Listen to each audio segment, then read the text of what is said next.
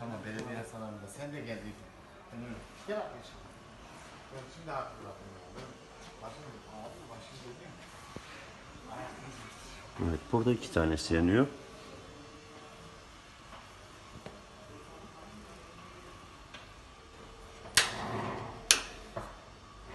Bu buhar aynı zamanda.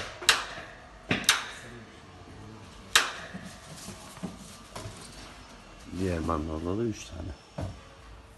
Ben mi geçeyim?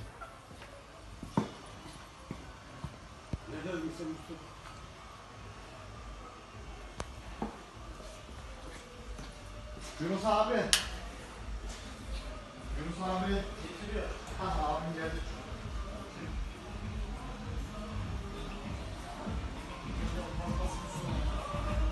Aynı zamanda suyu ilave ettiğimiz zaman buradan buhar.